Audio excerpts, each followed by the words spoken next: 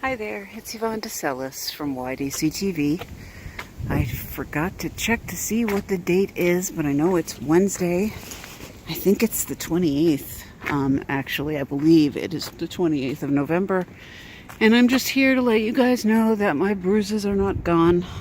They're still pretty bad, the bruises on my eyes anyway, which is why I'm not really doing anything new right now. I know that it's good to be consistent and to put plenty of videos up there, but again, I don't really think I want to look like an abuse victim, so I'm just waiting for all the bruises to fade. But I did just want to show you guys one thing really quickly. I discovered this today, and I think she just loaded this today, and when I say she, I mean Titania Dolan, Donna Eden's daughter. She did a video, a really good video on how to wake yourself up. And she did it with both of her ears. Basically what you want to do is just tug on your earlobe. And you just move and you tug and pull very gently, not to the point of pain, but you pull up at the top and just pull out the lobe a little and just give your ear a little self-massage. I tried it and it seemed to wake me up a little bit. I can't really tell. Nothing really wakes me up at all. Not the only thing that I have found that has been really helpful for the fatigue for me at all. Amantadine to an extent, not so much.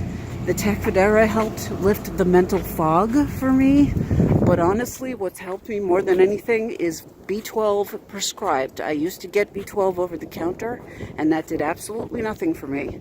So I had my doctor write me a prescription, and she wrote a prescription for 1,000 milligram strength B12 pills, which I now have to cut in half. Because for the first time in ages, and when I say ages, I mean like close to 20 years, I had insomnia twice in 1 week because the B12 woke me up so much. So I still need lots and lots of sleep, a lot more sleep than most normal people do, but the B12 does work to a point anyway.